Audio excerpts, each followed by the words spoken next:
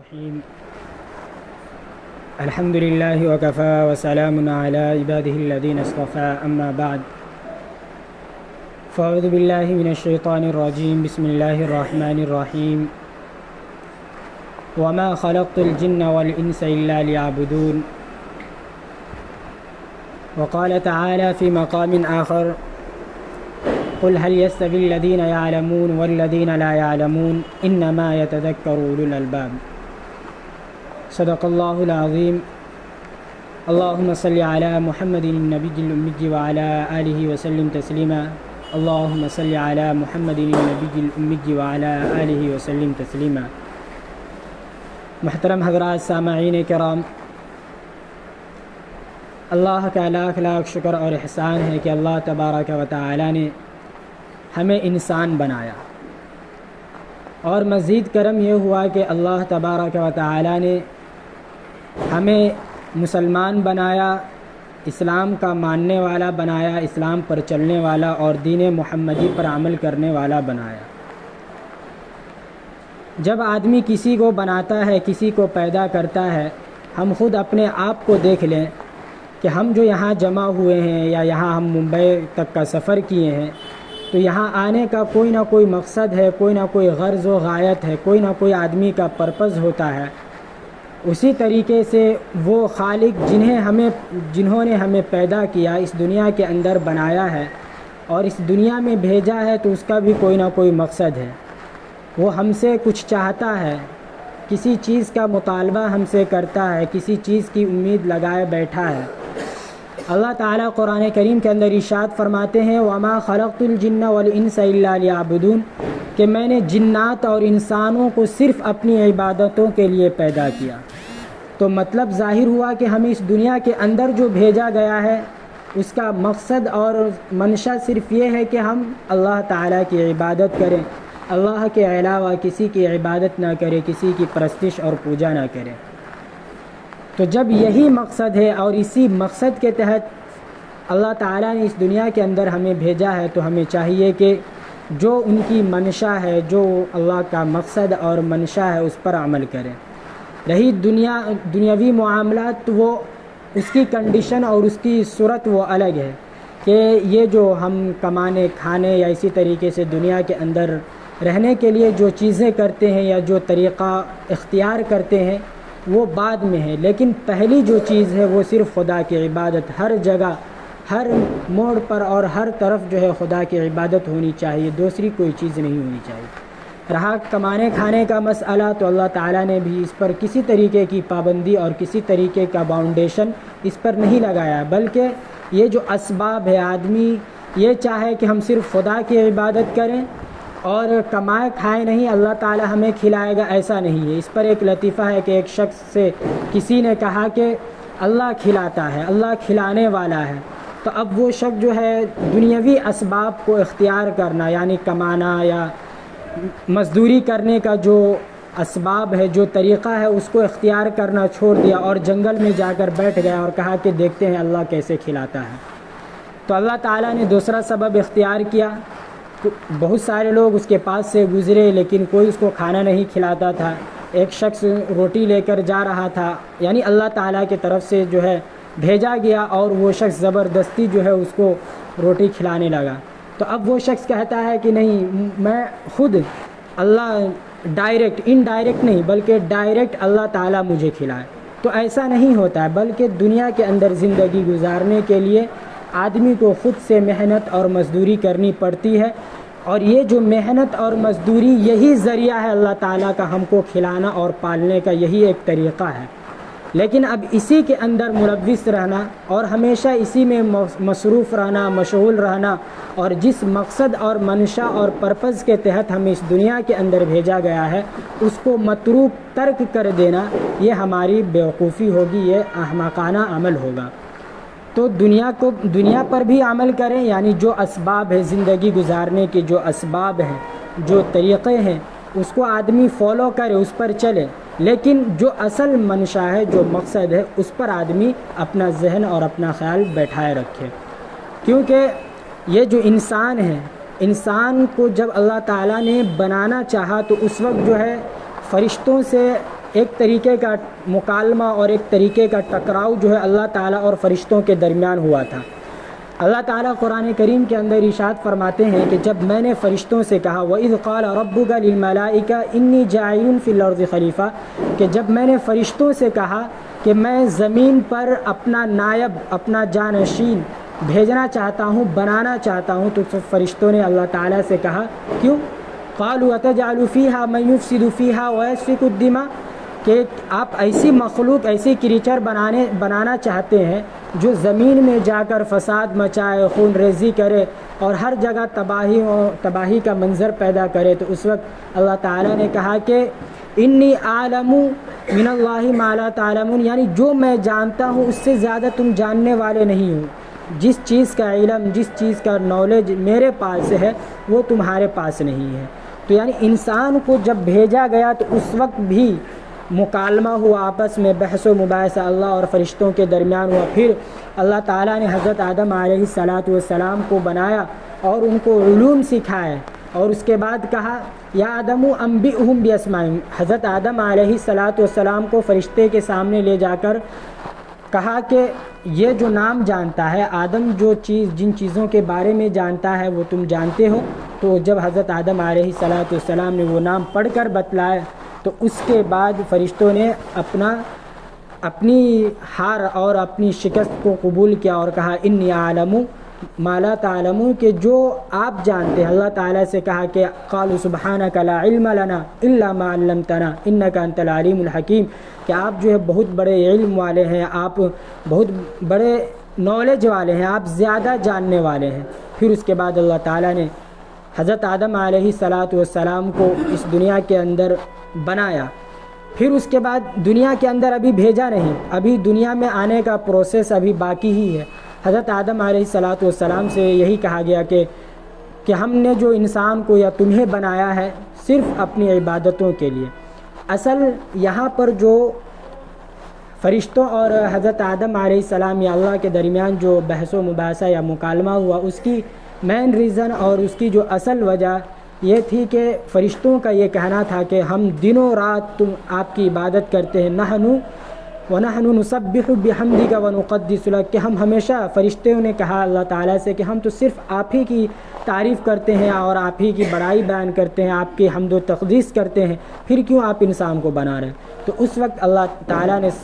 سمجھایا کہ یہ جو دنیا میں جائے گا تو اس کی کنڈیشن الگ ہوگی۔ ہم نے تمہیں بنایا ہے تو تم صرف میری عبادت کرتے ہو، لیکن انسان کو جو ہم بنائیں گے تو اس کے اندر اچھائی کرنے کا مادہ بھی اور برائی کرنے کا بھی مادہ رکھیں گے۔ لیکن جو آدمی صحیح راستہ اختیار کرے گا اور سیدھا راستہ جو اللہ تعالیٰ اور اللہ کے نبی کا بتلایا ہوا طریقہ ہے اس کو اپنائے گا تو پھر وہ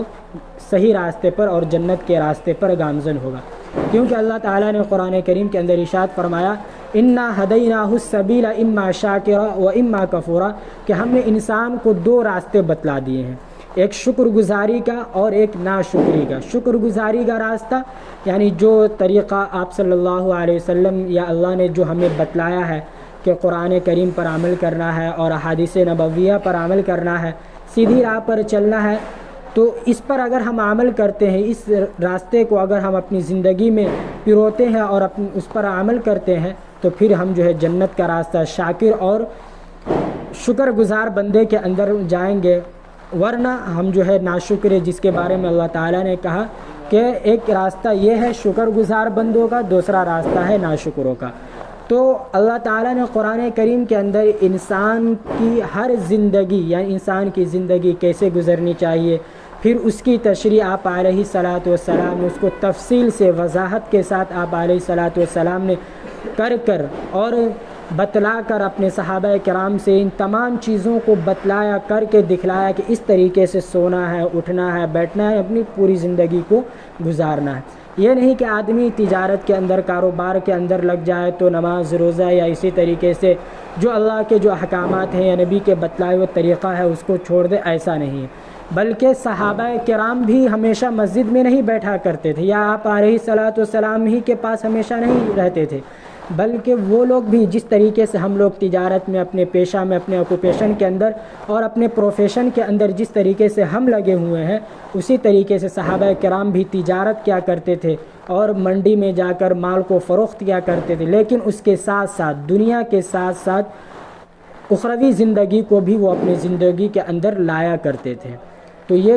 کوئی آدمی جو ہے اپنی طرف سے بہانہ بنا لیتا ہے کہ ہم بزنس کرتے ہیں یا کام کرتے ہیں تو ہمیں وقت نہیں ملتا ہے عبادت کے لیے یا اللہ تعالیٰ کے جو احکامات ہیں ان کو اپنی زندگی میں پرونے کے لیے، تو ایک بہانہ، یہ ایک شیطان کی طرف سے ایک چال ہے۔ نہیں تو اگر یہ تجارت اگر بہانہ ہوتا یا یہ بزنس کرنا اگر بہانہ ہوتا تو آپ صلی اللہ علیہ وسلم خود تجارت کرتے تھے۔ ملک شام حضرت خدیجہ رضی اللہ تعالی عنہا کا سامان، یا خود بھی بکریوں کو چرایا کرتے تھے اور تجارتی مشاغل کے اندر خود بھی مصروف رہا کرتے تھے، لیکن ساتھ میں خدا کی عبادت بھی کرتے تھے۔ تو وہی اللہ تعالیٰ نے انسان کو اس دنیا کے اندر بھیجنے کا مقصد بتلایا، پیدا کرنے کا مقصد بتلایا، وما خلقت الجن والانس الا لیعبدون، کہ میں نے انسان کو اور جنات کو جو ہے صرف اپنی عبادتوں کے لیے پیدا کیا ہے۔ اس کے بعد جو رزق کا جو مسئلہ ہے، رزق کا جو تعلق ہے، کھانے پینے کا تعلق ہے، تو وہ ہمارا لکھ دیا گیا ہے۔ جتنا ہمارے نصیب میں ہوگا، ہماری قسمت میں جتنی چیزیں ہوں گی وہ ہمیں مل کر رہے گی۔ بس یہی کہ اب اس کا یہ بھی مطلب نہیں کہ ہماری قسمت میں ہے، ہماری نصیب میں، تو اب ہم ہاتھ پاؤں باندھ کر بیٹھ جائیں، یہ بھی نہیں، بلکہ اس کے لیے محنت کرنا ہے، مزدوری کرنا ہے، اس کے بعد جو چیز ہماری نصیب میں ہوگی وہ ہمیں ملے گی۔ اب اگر کوئی آدمی یہ بھی چاہے یا احساس کمتری کے اندر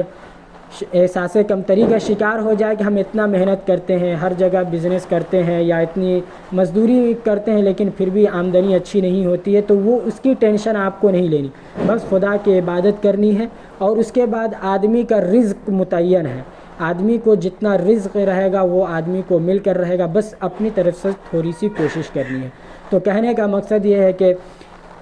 ہمیں جو اللہ تعالیٰ نے جو انسان بنایا، اشرف المخلوقات کا مطلب کہ جتنی بھی اس دنیا کے اندر مخلوق ہے،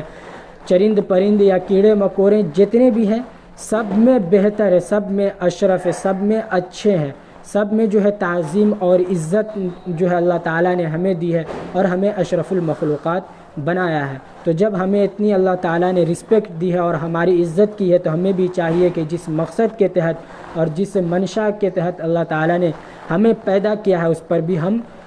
گزرے، ان کے بات پر بھی قرآن ہے یا اسی طریقے سے حدیث کے جو فرائض ہیں اس پر جو ہے ہم چل کر دکھائیں، اور اللہ تعالیٰ کے جو احکامات ہیں، قرآن کے جو احکامات ہیں یا نبی کے جو بتلائے ہوئے طریقے ہیں اس پر ہم چل کر دکھائیں۔ کیونکہ اگر آدمی صرف دنیا کے اندر رہے گا تو اللہ تعالیٰ نے اس کے بارے میں بھی کہا وَمَا الْحَيَاةُ الدُّنْيَا إِلَّا لَهْوٌ وَلَعِبٌ، کہ یہ جو دنیاوی زندگی ہے، کہ آج کل جو ہے لوگ صرف دنیاوی زندگی کے اندر مشغول ہے، ہر طرف سے چاہتے ہیں کہ کس طریقے سے ہم دنیا کو حاصل کر لیں، کہ ہر طرح کی آسائش یا ہر طرح کی جو سکون ہے یا راحت ہے وہ ہمیں حاصل ہو جائے۔ لیکن اللہ تعالیٰ کہہ رہے ہیں وَمَا الْحَيَاةُ الدُّنْيَا إِلَّا لَهْوٌ وَلَعِبٌ، کہ یہ جو دنیاوی زندگی صرف ایک کھیل کود ہے، یہ جو دنیاوی زندگی ہے صرف کھیل کود ہے، اس سے زیادہ کچھ نہیں ہے، کہ آدمی زیادہ سے زیادہ 40 50 60 برس رہتا ہے، اس کے بعد چلا جاتا ہے۔ یہی 60 برس ہم سے پہلے جو لوگ گزرے ہیں، جو امتی، جو جس نبی کے ماننے والے گزرے ہیں، ان کی جو عمر ہے 100 سال 900 سال یا اسی طریقے سے 300 سال وہ لوگ زندہ رہا کرتے تھے۔ جب ان کے سامنے یہ باتیں آتی تھی، ہم لوگوں کے بارے میں جب ان کے سامنے بات آتی تھی کہ ایک نبی ایسے آئیں گے جن کے ماننے والے جو صرف 60 65 سال رہیں گے اور ان کی جو ہے وفات ہو جائے گی، تو اس وقت کے جو لوگ ہوتے تھے وہ تعجب کرتے تھے اور انبیاء سے پوچھتے تھے، نبیوں سے پوچھتے تھے کہ اے نبی بھلا بتلاؤ کہ وہ لوگ جو آئیں گے تو اس دنیا کے اندر گھر بھی بنائیں گے رہنے کے لیے، یعنی یہ جو مکانات ہیں، یہ جو بنگلہ ہیں، یہ بھی بنائیں گے؟ تو اللہ کے نبی فرماتے تھے کہ ہاں وہ بنائیں گے رہنے کے لیے۔ تو وہ لوگ ہنسا کرتے تھے کہ صرف 60 برس کی زندگی میں وہ لوگ گھر بھی بنائیں گے، اینٹ کے گھر، پکے مکانات بنائیں گے۔ تو یعنی یہ جو 60 برس کی جو زندگی ہے یہ ایک طریقے کا کھیل کود ہے۔ خود اللہ نے قرآن کریم کے اندر فرمایا کہ یہ کب کس کی زندگی ہے نہیں ہے کسی کو اس کی خبر نہیں، آدمی آج ہے کل نہیں، اس کی معلومات کسی کو نہیں ہے۔ تو ضرورت اس بات کی ہے کہ جس منشا اور جس مقصد کے تحت ہمیں اللہ نے اس دنیا کے اندر بھیجا ہے اس کو اپنی زندگی کے اندر لا. ساتھ میں تو یہ دنیاوی زندگی یہ کمانا کھانا تو لگا رہے گا، لیکن اگر ہم صرف کمانے اور کھانے کے اندر اگر مشغول ہو گئے اور صرف کمانے کھانے کے اندر ملوث رہے اور مصروف رہے اور جس مقصد کے تحت اللہ نے ہمیں بھیجا ہے اگر اس پر ہم عمل نہیں کریں گے تو پھر ہم بعد میں جو ہے ہمارے لیے صرف پچھتاوے کے علاوہ کچھ باقی نہیں رہے گا. اللہ تعالیٰ نے فرمایا کہ یہ جو دنیاوی زندگی ہے یہ ایک شیطان کا دھوکہ ہے، اور شیطان آدمی کو اس طریقے سے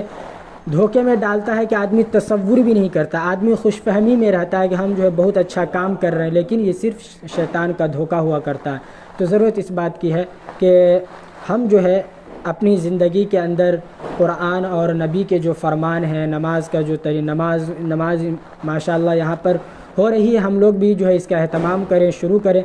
رفتہ رفتہ ہر جمعے کے روز جو ہے طریقہ بتلایا جائے گا کہ کس طریقے سے نماز پڑھنا ہے، فرائض نماز کیا ہے، فرائض غسل کیا ہے، واجبات نماز کیا ہے. انشاءاللہ دھیرے دھیرے بات آتی رہے گی، وہ زندگی رہی تو یہ تمام باتیں آتی رہیں گی، ہم لوگوں کو سیکھنے اور سکھانے کا موقع ملتا رہے گا. لیکن ابھی عہد کریں کہ ہم جو ہے اللہ تعالیٰ نے جس منشا اور جس مقصد کے تحت ہم اس دنیا کے اندر بھیجا ہے اس کو اپنی زندگی میں لانے کی کوشش کریں کہ اللہ تعالیٰ نے صرف اپنی عبادت کے لیے ہمیں بھیجا ہے، اور ساتھ میں جو یہ کمانے کھانا یہ صرف ایک اسباب ہے، لیکن جو اصل منشا ہے اس کے طرف جو ہے ہم دھیان دیں، اور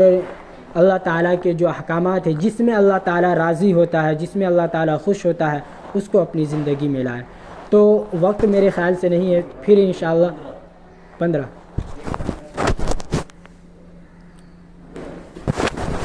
تو یہ تمام چیزیں جو ہے دینی جو معلومات ہیں، دینی تعلیمات ہیں، رفتہ رفتہ ہر جمعے کے روز جو ہے یہ باتیں آتی رہیں گی. بس یہ آدمی کو یہ عہد کرنا ہے، ہم سب کو مل کر یہ عہد کرنا ہے کہ جس وقت بھی نماز کا وقت ہو، یہاں پر ماشاءاللہ نماز ہوتی ہے، نماز کا ہم اہتمام کریں، نماز کی پابندی کریں. کیونکہ نماز کی پابندی جو ہے، نماز پہلی بات دنیاوی اعتبار سے اگر دیکھیں تو نماز ایک ایکسرسائز ہے، ایک کثرت ہے، اور اگر روحانی اعتبار سے دیکھیں تو اس سے اللہ تعالیٰ خوش ہوتا ہے. جب آدمی نماز پڑھتا ہے تو آدمی کے اندر ایک طریقے کی خوشی محسوس ہوتی ہے، اور ہمارے جو کاروبار ہیں، تجارت ہے، اس کے اندر اللہ تعالیٰ ترقی اور برکت دیتا ہے. برکت ایک ہوتا ہے برکت، ایک ہوتا ہے کثرت، دونوں کے اندر فرق ہے. دونوں کا مطلب سمجھ لیجئے کہ برکت کا مطلب ہوتا ہے کہ کوئی چیز کم ہو اور اس میں آدمی زیادہ کھا لے، اور کثرت کا مطلب ہے کہ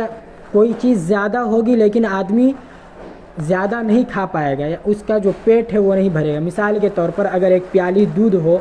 اس میں اگر 10 آدمی اس ایک پیالی کے دودھ کو پی لے اور اس کا پیٹ بھی بھر جائے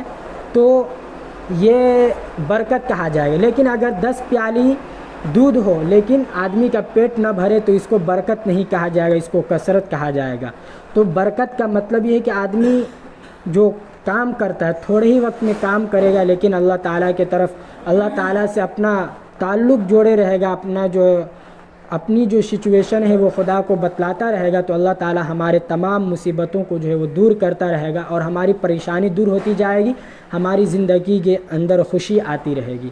تو یہ تمام باتیں ہیں جو آدمی کے اس دنیا کے اندر اللہ تعالیٰ کے بھیجنے کے متعلق ہے. تو ضرورت اس بات کی ہے کہ ہم جو ہے نماز کی پابندی کریں، یا جو بھی احکامات ہیں جو ایک مسلمان کا جو فرض ہے، جو فرائض ہے مسلمان کے، آدمی اس پر عمل کرے، اس کو اپنی زندگی میں لانے کی کوشش کرے. اللہ تعالیٰ سے دعا ہے کہ اللہ